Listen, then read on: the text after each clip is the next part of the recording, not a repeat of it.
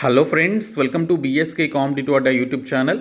Friends, Andhra Pradesh high court and జిల్లా కోర్టులకి సంబంధించి previous ఇయర్స్లో మనకి నోటిఫికేషన్స్ రిలీజ్ అయ్యి ఎగ్జామినేషన్స్ జరిగినప్పుడు ఆ పరీక్షల్లో జనరల్ నాలెడ్జ్ అండ్ ఇంగ్లీష్ సబ్జెక్ట్స్కి సంబంధించి ఏ టాపిక్ నుంచి ఎన్ని ప్రశ్నలు వచ్చాయనేటువంటి డీటెయిల్స్తో పాటు కరెంట్ అఫైర్స్కి సంబంధించి ఎన్ని నెలల కరెంట్ అఫైర్స్ మీరు చదవాలనేటువంటి కంప్లీట్ ఇన్ఫర్మేషన్ ఈ వీడియోలో చెప్తాను. వీడియో చూస్తున్న ప్రతి ఒక్కరు కూడా వీడియోని లైక్ చేసి ఛానల్ని సపోర్ట్ చేయండి. మీరు ఇచ్చేటువంటి ఒక చిన్న లైక్ చాలా ఎంకరేజింగ్ అండ్ మోటివేటింగ్గా ఉంటుంది, కాబట్టి లైక్ చేసి మీ ఫ్రెండ్స్కి అది షేర్ చేయండి. ఫస్ట్ టైం మన ఛానల్ని విజిట్ చేస్తే సబ్స్క్రైబ్ చేసుకొని బెల్ సింబల్ని యాక్టివేట్ చేసుకోండి. అలాగే మన ఛానల్కి సంబంధించిన టెలిగ్రామ్ గ్రూప్ లింక్ని డిస్క్రిప్షన్లో ప్రొవైడ్ చేస్తాను, సో జాయిన్ అవ్వండి. ఫ్రెండ్స్, ఈ టాపిక్ వైజ్ అడిగినటువంటి ప్రశ్నలకి సంబంధించినటువంటి ఈ లిస్ట్ అంతా కూడా ప్రీవియస్ హైకోర్టు అండ్ జిల్లా కోర్టులకి సంబంధించి కండక్ట్ చేసినటువంటి ఎగ్జామినేషన్ క్వశ్చన్ పేపర్లో ఉన్నటువంటి క్వశ్చన్స్ని కౌంట్ చేసి మీకోసం ఈ విధంగా లిస్ట్ అనేది ప్రిపేర్ చేయడం జరిగింది. సో ముందుగా మనకి ఇంగ్లీష్ లాంగ్వేజ్కి సంబంధించి ప్రీవియస్ ఇయర్స్లో ఎగ్జామినేషన్ జరిగినప్పుడు సో ఆ పర్టికులర్ టాపిక్ నుంచి టోటల్ 40 క్వశ్చన్స్లో ఏ టాపిక్ నుంచి ఎన్ని క్వశ్చన్స్ వచ్చాయనేది ఒకసారి చూద్దాము. సో ముందుగా చూసుకున్నట్లయితే కాంప్రిహెన్షన్ పాసేజ్ నుంచి మనకు ఒక పాసేజ్ ఇచ్చేసి సో ఆ పాసేజ్ చదివి మీరు ఆన్సర్ చేసే విధంగా ఒక 5 క్వశ్చన్స్ అయితే మనకి ఆ పర్టికులర్ టాపిక్ నుంచి రావడం జరిగింది. సో పాసేజ్ ఎంత లెంగ్త్ ఉందో కూడా నేను మీకు చూపిస్తాను, ఒకసారి చూడండి. ఈ విధంగా ఒక టాపిక్ మీద మనకు ఒక పాసేజ్ అయితే ఇవ్వడం జరిగింది. A Russian actor and film director అని చెప్పేసి మనకి ఆ పర్టికులర్ ఒక టాపిక్ మీద ఈ పాసేజ్ అయితే ఇచ్చారు. పాసేజ్ మనకి చాలా లెంగ్తీగానే ఉంది.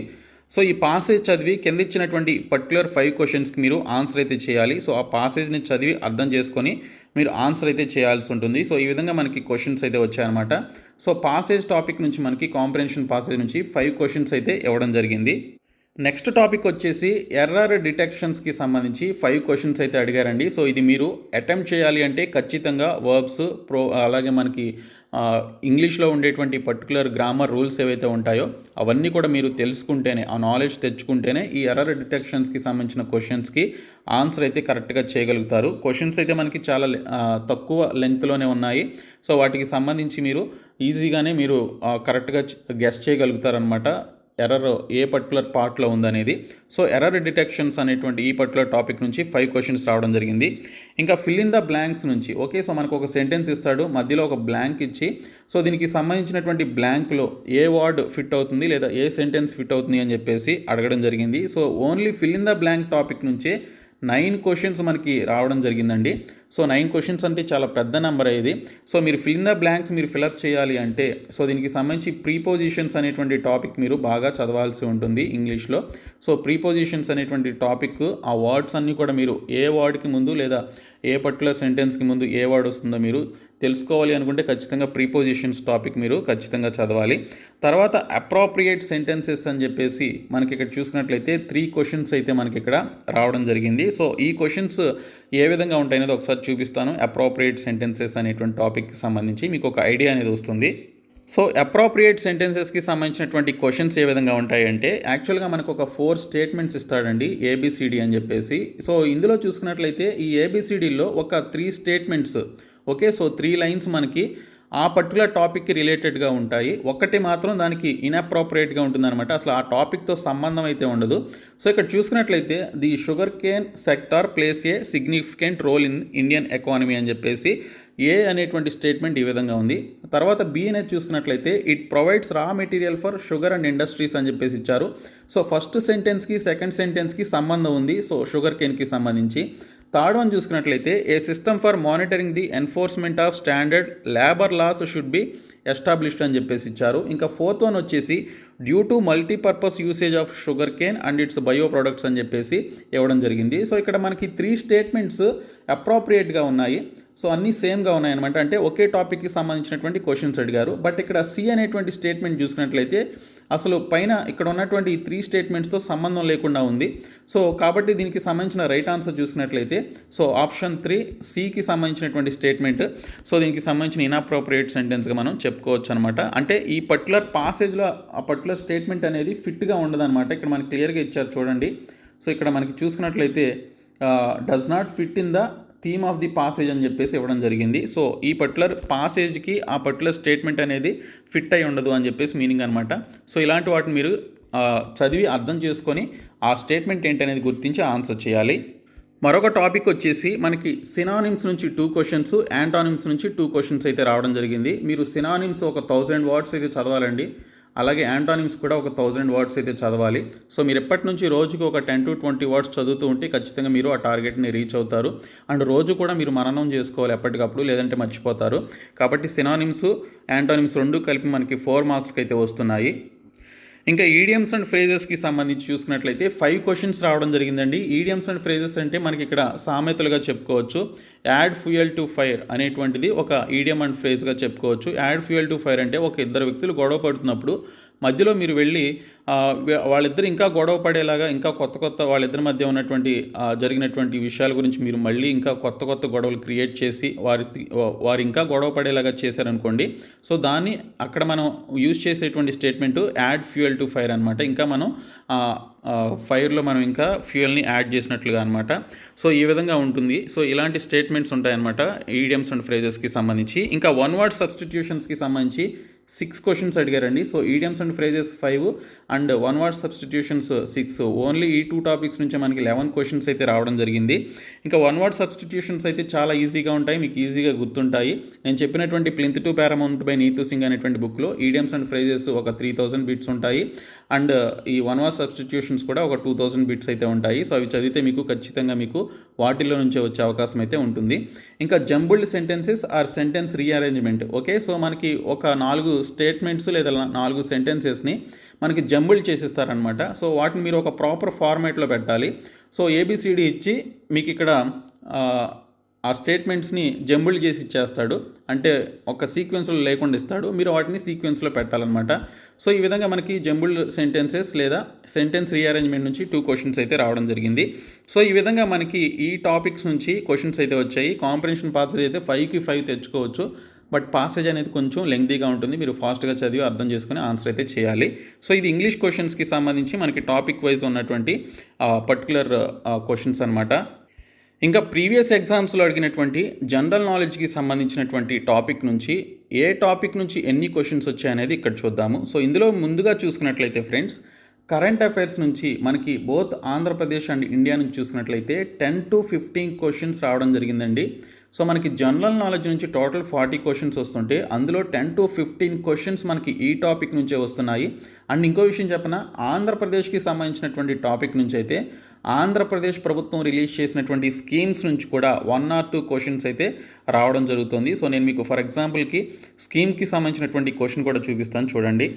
2021లో జరిగినటువంటి ఎగ్జామినేషన్లో మనకి ఇక్కడ ఒక స్కీమ్కి సంబంధించిన క్వశ్చన్ అడిగారు. Andhra Pradesh chief minister has launched Jagananna Vidya కానుక scheme in October 2020, under which the state government has allocated ₹, to provide school kits to 43.32 lakh government school students అని చెప్పేసి అడగడం జరిగింది.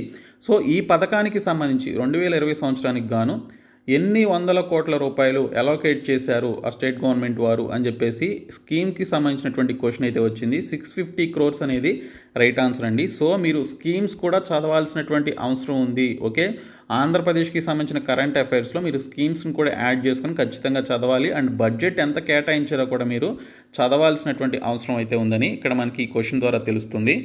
అలాగే మరొక క్వశ్చన్ చూసుకున్నట్లయితే ఆంధ్రప్రదేశ్కి సంబంధించి మనకి ఇక్కడ ఒక క్వశ్చన్ అయితే అడిగారు. A mystery disease has broken out in the state of Andhra Pradesh in which more than 400 people had been affected by the disease started in Eluru district of dash in December 2020 అని చెప్పేసి mention చేశారు. Eluru district of Andhra Pradesh. చాలా simple question, కాకపోతే ఇక్కడ చూసుకున్నట్లయితే ఆ వచ్చినటువంటి calamity గురించి కూడా మనకి ఇక్కడ దాన్ని ఒక కరెంట్ అఫైర్ క్వశ్చన్ కింద అడగడం జరిగిందండి. కాబట్టి ఆంధ్రప్రదేశ్కి సంబంధించిన రీసెంట్ ఇన్సిడెంట్స్ కావచ్చు, రీసెంట్గా ఏమైనా కొత్త కంపెనీలు లాంచ్ చేసినా అవి ఎక్కడ స్థాపించారు ఏంటనేది కూడా మీరు తెలుసుకోవాల్సి ఉంటుంది. అలాగే ప్రభుత్వం తీసుకొచ్చినటువంటి కొత్త పథకాల గురించి, అలాగే పాత పథకాల గురించి కూడా మీరు కొంత నాలెడ్జ్ అయితే తెచ్చుకోవాలి. ఈవెన్ బడ్జెట్ ఎంత కేటాయించారో కూడా మీరు తెలుసుకోవాల్సినటువంటి అవసరం అయితే ఉంది. సో ఈ విధంగా మనకి ఆంధ్రప్రదేశ్కి సంబంధించినటువంటి కరెంట్ అఫైర్స్ ఈ విధంగా ఉన్నాయి. ఇంకా ఇండియాకి సంబంధించి కూడా కొన్ని క్వశ్చన్స్ అయితే మనకి కరెంట్ అఫైర్స్ రూపంలో అడిగారు. అండ్ స్పోర్ట్స్కి సంబంధించి, అవార్డ్స్కి సంబంధించి, అదర్ టాపిక్స్ నుంచి మనకి కరెంట్ అఫైర్స్కి సంబంధించి 10 to 15 క్వశ్చన్స్ అయితే రావడం జరిగింది. సో మరి కరెంట్ అఫైర్స్ ఎన్ని నెలల కరెంట్ అఫైర్స్ మీరు చదవాలి అనేది మీకు డౌట్ రావచ్చు. సో మనకి ఎగ్జామినేషన్ జనవరి 2023లో జరుగుతుంది అనుకుంటే 2022 జనవరి నుంచి మీరు 2022 డిసెంబర్ వరకు మొత్తం 12 నెలల కరెంట్ అఫైర్స్ అయితే మీరు చదవాల్సి ఉంటుందండి. మ్యాక్సిమం మీరు 12 నెలల కరెంట్ అఫైర్స్ ఖచ్చితంగా చదవాలి. స్పోర్ట్స్కి సంబంధించి, అవార్డ్స్కి సంబంధించి, అలాగే ఇంపార్టెంట్ స్కీమ్స్ గురించి, అలాగే మిగిలినటువంటి టాపిక్స్ ఏవైతే ఉంటాయి miscellaneous topics in current affairs, అవన్నీ కూడా మీరు ఈ 12 నెలల కరెంట్ అఫైర్స్ అయితే చదవాలి. అది ఆంధ్రప్రదేశ్ అండ్ ఇండియాకి సంబంధించినవి. ఇంకా తర్వాత ఇండియన్ పాలిటీని చూసుకున్నట్లయితే మినిమం 2 నుంచి మ్యాక్సిమం 5 మార్క్స్ వరకు రావడం జరిగింది. కొన్ని షిఫ్ట్స్లో మనకి 2 మార్క్స్ అడిగారు, కొన్ని షిఫ్ట్స్లో 4 అడిగారు, మరికొన్ని షిఫ్ట్స్లో 5 మార్క్స్ అనేవి అడగడం జరిగింది. సో మనకి రోజుకు 3 షిఫ్ట్స్ అయితే అప్పుడు కండక్ట్ చేశారు. సో ఈ విధంగా చూసుకుంటే మినిమం 2 to 5 క్వశ్చన్స్ మనకి ఓన్లీ ఇండియన్ పాలిటీ నుంచే రావడం జరిగింది. తర్వాత Indian art, music, culture and dance అనేటువంటి ఈ టాపిక్ నుంచి 4 to 6 క్వశ్చన్స్ అయితే రావడం జరిగిందండి. మనకి క్వశ్చన్ పేపర్ ఓపెన్ చేసిన వెంటనే జీకేలో మనకు కనిపించేటువంటి క్వశ్చన్స్ కూడా ఇవే ఉన్నాయి ఈ టాపిక్ నుంచే. సో ఈ టాపిక్ బాగా చదవండి. నేను కూడా మీకు వీడియోస్ అయితే చేస్తాను. అలాగే ఇండియన్ హిస్టరీ నుంచి చూసినట్లయితే 4 to 6 క్వశ్చన్స్ మనకి ఇండియన్ హిస్టరీలో, అది ancient, medieval and modern Indian history నుంచి మనకి 4 to 6 క్వశ్చన్స్ అయితే రావడం జరిగిందండి. సో అందులో ముఖ్యంగా మోడర్న్ ఇండియా హిస్టరీకి సంబంధించినటువంటి టాపిక్ నుంచి ఎక్కువ క్వశ్చన్స్ అయితే వచ్చాయి. సో ఆ టాపిక్ మీద ఎక్కువగా మీరు కాన్సన్ట్రేట్ చేయండి. అండ్ ఏన్షియంట్ ఇండియా అలాగే మీడివల్ ఇండియాకి సంబంధించిన క్వశ్చన్స్ కూడా చదవండి.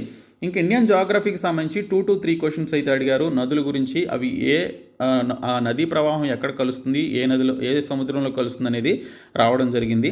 అలాగే మరొకటి చూసుకున్నట్లయితే జనరల్ సైన్స్కి సంబంధించి 6 to 8 క్వశ్చన్స్ మనకి ఫిజిక్స్, బయాలజీ, అలాగే మనకి కెమిస్ట్రీ నుంచి, ఈ టాపిక్స్ నుంచి, ఎన్విరాన్మెంటల్ స్టడీస్ నుంచి, డిజాస్టర్ మేనేజ్మెంట్ లాంటి ఈ టాపిక్స్ నుంచి మనకి 6 to 8 questions only general science నుంచి వచ్చాయండి.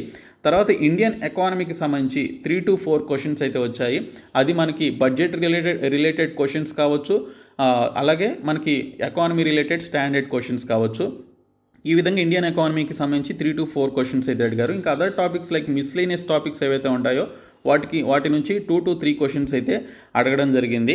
సో అంటే మనకి జీకేకి సంబంధించి అదర్ టాపిక్స్ ఏవైతే ఉంటాయో సో ఆ టాపిక్స్ నుంచి ఒక 2 to 3 క్వశ్చన్స్ అడిగారు. సో ఈ విధంగా మనకి పర్టికులర్ సబ్జెక్ట్స్లో టాపిక్ వైజ్గా ఈ క్వశ్చన్స్ అయితే రావడం జరిగింది. ఇవన్నీ కూడా కౌంట్ చేసుకొని నేను మీకోసం ఈ విధంగా లిస్ట్ అయితే ప్రిపేర్ చేశాను.